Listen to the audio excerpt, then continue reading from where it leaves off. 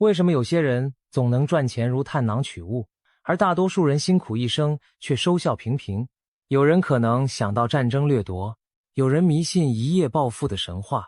然而这些方法要么转瞬即逝，要么风险巨大，甚至害人害己。日本经营之圣稻盛和夫总结出这4条致富之道，他更点明绝大多数人都败在了第3条。这究竟是哪4条路？为什么大部分人会倒在第3关？让我们结合历史与现实，一起深入探讨这4大财富秘钥。纵观古今中外，无论是古代的财主巨贾、帝王诸侯，还是近代的实业家、投资大亨，他们的崛起之路虽形形色色，背后却常常隐含着这4大致富法则中的1条或多条。道路千万条，究其根本离不开这4条财富快车道。接下来我们就分别看看每条路如何成就了历史上的富豪们。第一条路就是信息差。从远古商队到现代金融市场，谁掌握别人不知道的资讯，谁就能先人一步获利。信息就是金钱，信息就是力量。试想，在古代，一位丝绸商人得知西域某地爆发灾荒，粮食奇缺，而另一个富庶地区的粮仓却盈满无人问津。如果他抢先低价收购粮食，运往灾区高价卖出，便可在短时间内积累巨额财富。这是利用信息不对称牟利的早期范例。许多古代富商善于收集各地消息，甚至养着信使驰骋各国，只为比别人更早一步，知道哪些货品在哪里奇缺或滞销。他们靠着情报网络穿梭于市场缝隙，在别人尚浑然不觉时已经大赚一笔。中国战国时期，就有商人吕不韦凭借敏锐的信息差成就了自己的传奇。他得知秦国的王族子楚身世凄苦，却极有可能继承王位，于是斥巨资资助子楚。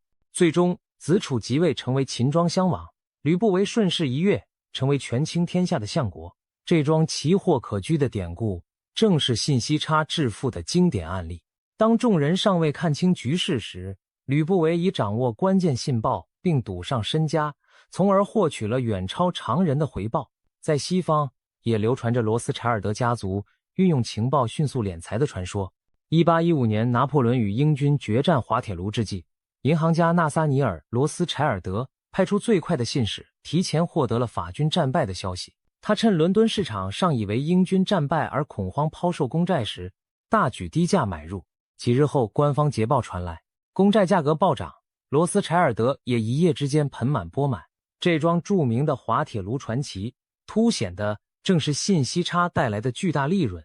地理大发现时代，航海家掌握新航路的信息，也造就了空前的财富。哥伦布横渡大西洋，发现新大陆后，西班牙和葡萄牙据此疯狂掠夺黄金香料，欧洲因此积累起难以想象的巨额财富。这背后除了船坚炮利，也是一种信息差在起作用。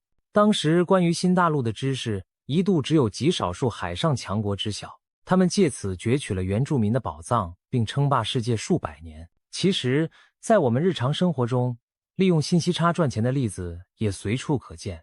比如有人掌握独特的进货渠道，拿到的商品价格远低于市场价，别人不清楚这层差异，他便能以普通行情出售，从中获取丰厚利润。又或者行家懂得某种古玩字画的真正价值，从不识货的人手中低价收购，转手卖给识货的藏家，中间的价差就是他的收益。凡此种种，只要一方掌握，而另一方缺乏信息，就存在利润空间。因此人们常说，生意就是资讯的差距，一点不假。在现代生活中，信息差致富的案例更是贴近人们身边。比如，如果有人提前得知某地将兴建高铁新站，他可以抢先在周边买下土地房产，等官方消息公布后，涌入的开发商和购房者会推高当地房价、地价，先知先觉者转手卖出，短短几年内便可获利数倍甚至数十倍。听起来传奇的未卜先知，投资背后多半就是掌握了独家内幕消息。在现实中，普通人难以获取这类特权资讯，但这恰恰印证了信息差的威力。能提早洞悉关键信息的人，往往可以大幅领先他人一步。近代中国也有真实的例子。改革开放初期，一位传奇商人牟其中在火车上偶然听说前苏联准备低价出售多架图154型客机的消息。这本是苏联为解决经济困境而悄悄释出的资讯，一般人无从知晓。牟其中意识到这是千载难逢的商机，立刻中断行程，马不停蹄地奔走于苏联和国内航空公司之间。他一方面联络有购机需求的四川航空，另一方面火速与苏联方面接洽谈判，最终促成中国以极优惠的价格购得一批飞机。交易成功后，牟其中从中获取了巨额利润，一举声名大噪。他的发迹源自一趟列车上的只言片语。为什么牟其中能大赚而别人不行？无他，只因他多掌握了一条关键信息，并且比谁都行动迅速。换作旁人，恐怕连这个消息都无从听闻，就算隐约知道风声，也未必敢相信，更别提说动航空公司签下大单。机会往往垂青有准备的人，牟其中凭借信息差赚得盆满钵满，成为一代风云人物。对拥有独家情报的人而言，赚钱仿佛变成了一场开挂的游戏，一步就能把对手甩在身后。信息差的威力就在于此，别人尚未得知的消息，你先一步知道并采取行动，就能抢占财富先机。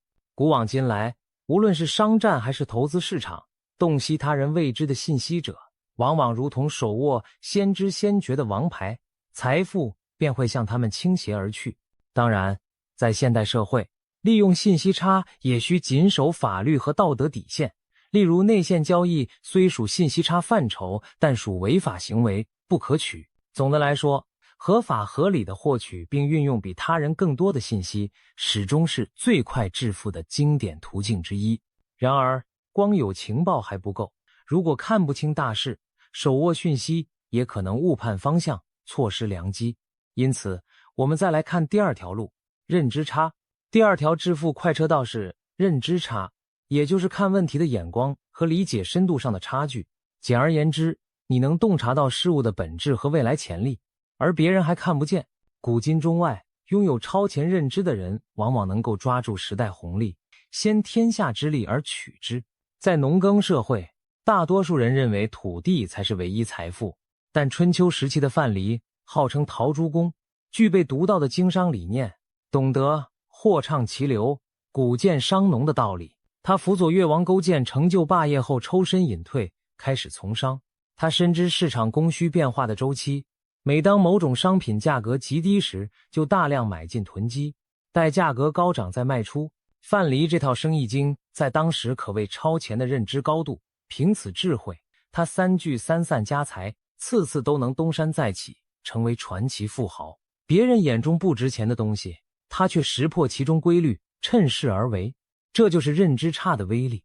他看到了经济运行的本质，而他人未能及时领悟。横观近代商业史，那些建立庞大企业帝国的巨擘，无不体现着认知差的力量。19世纪后期，美国石油大王约翰 ·D· 洛克菲勒创办标准石油时，就认识到石油行业真正的制高点不再疯狂开凿油井。当时许多人一窝蜂地挖油井，结果供过于求，油价暴跌。但洛克菲勒认为真正的制高点在于掌控炼油和运输环节。有人笑他太过保守，不去多抢几口油井，可结果是那些盲目开采的人大多血本无归。洛克菲勒靠着垄断炼油和运输笑到了最后。他率先布局大型炼油厂和输油管道，以最低成本掌握行业命脉。当别的淘金者还停留在粗放开采的思维时，洛克菲勒已经用更高的认知格局建立起无可撼动的石油帝国，成为美国历史上最富有的人之一。在华人世界，香港首富李嘉诚也以远见卓识著称。1960年代末，香港局势动荡，许多外资企业低价抛售物业撤离，李嘉诚却洞悉香港长远的发展潜力，逆势以极低价格大量购入土地和楼宇。果然，几年后香港重回稳定繁荣，地价房价一路飙升，李嘉诚因此一举成为地产巨擘。当别人惊慌失措时，他凭借对未来的独到判断，大举布局。这种认知差带来的巨额收益令人叹服。进入资讯时代，认知差的例子更加层出不穷。上世纪90年代初，绝大多数人对网际网络一知半解，有人甚至认为那只是极客的玩具。然而年仅30岁出头的杰夫·贝佐斯却有着不同常人的远见。他预见互联网将彻底改变商业模式和消费习惯的巨大潜力。1994年，贝佐斯放弃高薪的华尔街高管职位，搬到美国西雅图，在自家车库创办网络书店亚马逊。当时许多人不理解网上卖书能有何前途，但贝佐斯的判断建立在对科技潮流和用户需求的深刻洞察。短短几年内，亚马逊快速崛起，不仅远远抛离传统书店，还拓展成无所不卖的电子商务帝国。试问，又有多少人在当年看出了这场互联网革命的端倪？寥寥无几。也正因为少有人看懂，才给了先知先觉者超车的良机。贝佐斯凭借对互联网商机的超前认知，成为新时代首富，用实际证明了认知差的威力。类似的故事也发生在比特币等新兴领域。2010年前后，比特币刚问世时，许多人对此嗤之以鼻，认为一串虚拟代码不可能有任何实际价值。然而，极少数具有前瞻思维的人却看穿了其中原理和潜力。他们相信区块链技术和去中心化货币的前景，预见比特币有朝一日可能成为数位黄金。于是，这些人在比特币几乎一文不值时就提前入场，或挖矿，或以极低价买入，大胆长期持有。等到后来比特币价格扶摇直上，他们的财富也跟着水涨船高。这些早期投资者正因具备了不同凡响的认知高度，看到了他人看不到的未来价值，才能在众人质疑中率先拥抱机会，并最终获得数百倍、数千倍的丰厚回报。在当代商业领袖中，埃隆·马斯克堪称同时拥有卓越认知和执行力的典范。他在人们普遍不看好电动汽车和民营太空探索的年代，大胆创立特斯拉汽车公司和 SpaceX 太空探索公司。马斯克坚信电动车是未来趋势，移民火星也并非妄想。尽管一开始无数人对此质疑甚至嘲笑，他仍毅然投入资金和精力推进相关技术。如今特斯拉引领了全球汽车电动化浪潮， SpaceX 也改写了航太产业规则。马斯克凭借远超常人的视野和一往无前的执行魄力，将科幻般的构想变为现实，个人财富也随之水涨船高。认知差说到底强调的是洞见力。资讯也许大家都一样，但对资讯的理解深度却大不相同。拥有深刻认知的人如同在迷雾中比旁人看得更远更清晰，敢于在他人犹疑不决时果断下注。这种超前眼光往往让他们踏上一条捷径，当别人看明白趋势在跟进时，黄金时机早已稍纵即逝，先行者则已遥遥领先。可以说，认知差令一个人看到时代尚未公认的价值，因此敢于做出与众不同的选择，最终收获远超常人的回报。认知差往往也反映在我们对金钱与风险的观念上。有人总害怕失败，不敢尝试新事物，习惯于守着稳定微薄的收入，而有远见的人则明白适度冒险的重要，把失败当作成功的必经阶梯。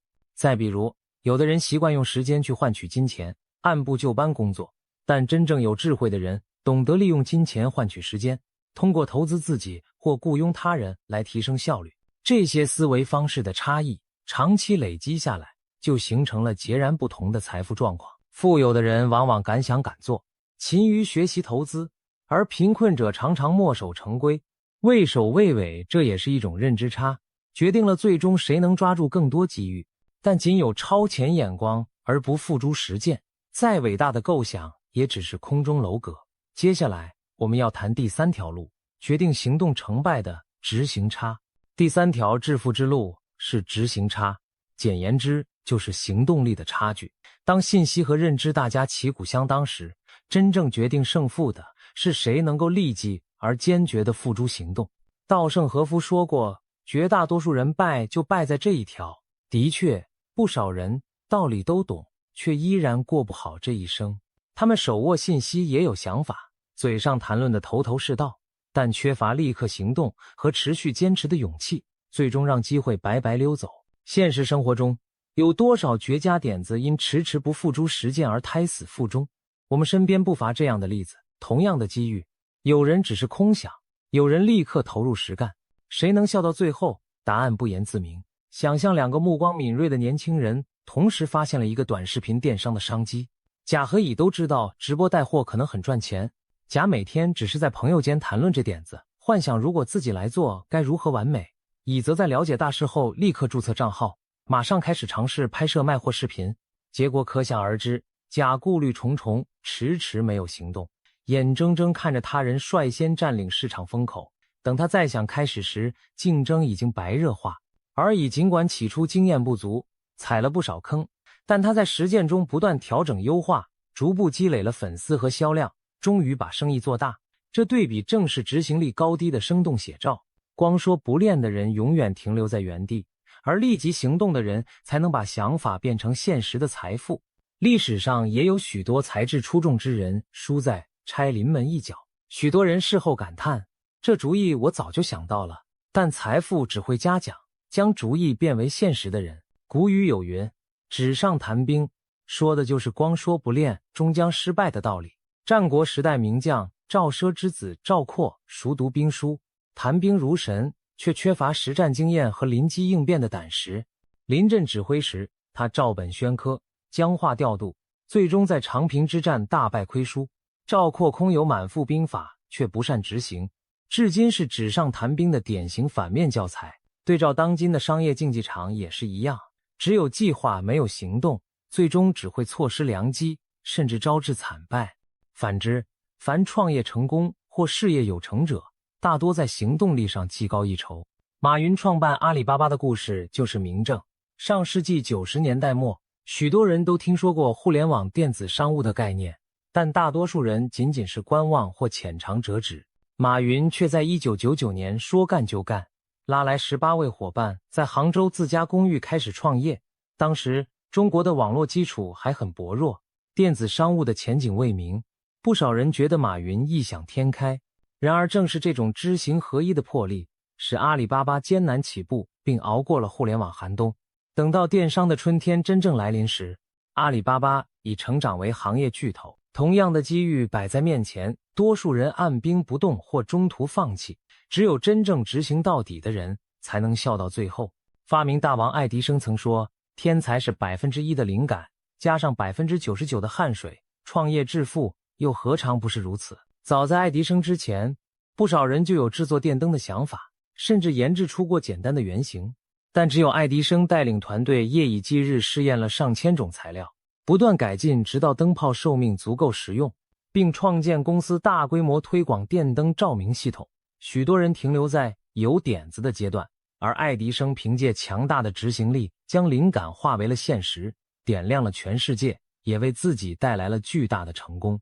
我们也常常看到执行差造成的贫富差距在日常生活中无处不在。比如，人人都明白投资自己、学习新技能的重要性，但真正能做到每日精进、持之以恒的人少之又少。因此，少数人靠着长年累月的行动积累厚实资本，成为行家里手，而多数人停留在原地，空叹岁月蹉跎。事实上，执行力就是把我知道转化为我做到的桥梁。再好的想法没有行动，就只是空中楼阁，而一个平凡的点子，只要付诸实践，也可能开花结果。这就是为什么执行差往往成为成功与失败的分水岭。跨过去的是实干者，跨不过的只能止步于空想。说到底，强大的执行力往往违反人性的舒适区。本能趋势让人贪图安逸，害怕改变，而行动意味着冒险和付出。因此，许多人满腹理想，却迟迟不肯踏出第一步，或是遇到挫折就半途而废。这也正是稻盛和夫所感叹的，大多数人败在第三条路上，人性的弱点使然。然而，一旦我们能突破内心的恐惧与惰性，逼自己奋力一把，往往会发现困难没有想象中可怕，而成功也比想象中更接近自己。当所有人都开始付诸行动后，胜负关键就取决于谁能做得更出色、更卓越。于是，我们最后来到第4条路，竞争差。最后一条快速致富之路是竞争差。当资讯普及，商机成为共识，人人都开始行动后，最终拼的就是谁能做得更好，在同行中脱颖而出。所谓咸鱼翻身，一长胜称雄难。当一个领域进入全面竞争阶段，赚钱不再依赖钻空子，而要靠综合实力的正面较量。在这种情况下，只有把事情做到极致，比对手更优秀的人，才能在同质化的竞争中胜出，揽取最大份额的财富果实。这就像运动比赛一样，奥运赛场上一枚金牌往往带来最大的荣誉和奖金，而获得银牌、铜牌的选手虽然同样出色，却很难享有与冠军比肩的关注和回报。商业竞技亦然，只有位居首位的企业才能赚得盆满钵满，稍逊一筹者所获利益就要大打折扣。让我们把视角拉回历史，春秋战国时，诸侯混战，最终秦国一统天下。秦军的武器装备未必远胜他国，但秦国在法治、军功奖励和组织纪律上都胜出诸侯，从而打造出最强战斗力。这就是竞争优势的威力。当别国还在内耗或守旧，秦国已凭借执行力和制度优势击败群雄，我做的比你们都好。于是秦国揽括了天下利益。类似地，在商业史上，每当一个新行业经历了跑马圈地的繁荣期后，就会进入残酷的淘汰赛，最终只有具备竞争差的少数玩家能存活，并垄断大部分市场份额。以汽车行业为例，20世纪初汽车问世时，全球曾涌现上百家汽车制造商一窝蜂入局。然而经过数十年的激烈竞争和淘汰，大多数公司要么倒闭，要么被并购，存活下来的寥寥无几，成为世界巨头。福特公司之所以能崛起称霸，正是因为创始人亨利·福特率先采用流水线生产，大幅降低了成本，提高了效率，令其在竞争中遥遥领先，将其他品牌远远甩在身后。福特凭借比别人做得更快更好，最终在群雄逐鹿的汽车市场笑到了最后，赚取了巨额财富。高科技领域的竞争更加直白，大家都知道智慧型手机是一座金矿，许多公司纷纷投入研发制造，但苹果公司却连续多年稳居行业巅峰，攫取了全球绝大部分的手机利润。其秘诀就在于产品和服务的全方位优异，从晶片性能到工业设计，从软件生态到品牌行销，苹果都追求极致，让竞争者只能望其项背。市场上虽然充斥无数类似的智慧手机，消费者却依然愿意为苹果的创新买单。苹果在竞争中取得压倒性优势的结果是，行业老大赚走绝大多数的钱，而其他众多品牌即便勉强存活，分到的也只是残羹冷炙。相反的例子也发人深省，手机界昔日的霸主诺基亚，由于错失智慧机潮流，产品竞争力迅速被苹果、三星等后起之秀超越，不到几年市场份额骤降，最终黯然退出主流市场。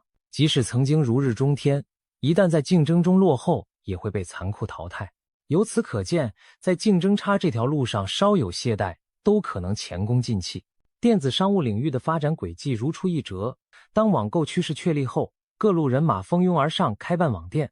最初谁都能分一杯羹，但随着入局者越来越多，竞争日趋激烈，只有那些服务最好、效率最高、口碑最佳的商家能生存下来并做大做强。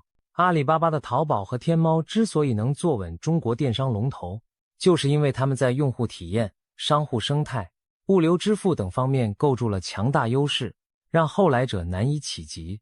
行业第一享受着规模效应和品牌红利，收入远远超过成百上千的小卖家，这正是竞争差带来的马太效应，强者越强，赢者通吃。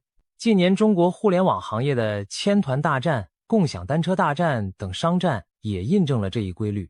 起初百花齐放，乱战成河，最终只剩一两个巨头胜出称王，几乎垄断市场，赢家通吃，败者出局。竞争差的残酷可见一斑。可见，当一个赚钱机会不再隐秘，而是变成公开的风口时，财富并不会平均落在每个参与者头上，而是向最优秀者集中。最好的产品、最高的效率、最创新的模式，这些竞争中的胜出要素，决定了谁能够揽走绝大部分利益。竞争差意味着大家都在做同样的事，但你的实力和表现比别人高出一截，那么最后金银财宝大多流向你的口袋。这也是为什么许多行业发展到最后，往往只剩下少数寡头巨头在竞争中胜出的强者赚走了绝大多数的财富，而落败者只能黯然退出舞台。要在激烈竞争中脱颖而出，同样需要与人性中的惰性作战。许多企业一旦取得领先，就容易自满，放缓创新步伐，结果很快被后来者赶超。只有那些时刻保持危机感、持续创新求变的强者，才能长久维持竞争优势，享受竞争差带来的长期红利。从古至今，社会形态日新月异，行业此消彼长，但致富的底层逻辑从未改变。最快的4条路始终是信息差、认知差、执行差和竞争差。简单概括就是4句话：我知道你不知道，我懂得你不懂，我做了你不做，我做好你做不好。这4招看似简单，却是历经时代考验的黄金法则。当然，说来容易，做来难。这4条路一条比一条难走，犹如逐级挑战的4道关卡。掌握信息差或许还算容易，只要留心且嗅觉灵敏就能抢到先机。培养认知差则需要深厚的学习积累和远见。至于执行差，最考验毅力与魄力，因此绝大多数人倒在此关。而最后的竞争差更是强者间的巅峰对决，唯有持续精进，做到极致者才能笑到最后。正因如此，只有极少数人能连闯这4关，最终站上财富金字塔的塔尖。稻盛和夫本人就是这样的例子，他白手起家，创立了2家世界500强企业，晚年临危受命，带领濒临破产的日本航空起死回生。这些成就背后，正是对上述4条法则的灵活运用。他总能发现旁人未察觉的商机，以独到眼光判断产业趋势，说干就干，执行彻底，并通过独创的阿米巴经营等手段，让企业效率远胜对手。凭借这样的修为和格局，稻盛和夫成为经营传奇也就不足为奇了。对你我而言，这4条致富捷径同样适用。或许我们没有古代富商的千里眼，也缺乏企业巨头那般非凡洞见，但我们可以有意识地缩小自己与成功者之间的差距，多关注有价值的信息，不断学习培养前瞻思维。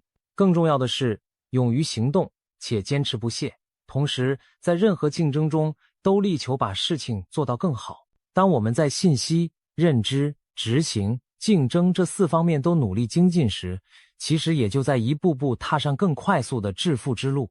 或许有人会问，难道没有靠运气或投机一夜暴富的方法吗？诚然，偶尔也有人中奖发财或投机致富，但这类纯靠运气的成功不可复制，往往转瞬即逝。至于走歪门邪道赚快钱，更是暗藏巨大风险，即使一时得逞，最终也可能以失败收场，甚至搭上身家性命。相较而言，我们讨论的这4条致富途径都建立在真实能力和策略之上，是经得起时间考验的正道，因而更值得信赖和效法。总而言之，自古以来，快速赚钱无非这4条路，这已是亘古不变的财富密码。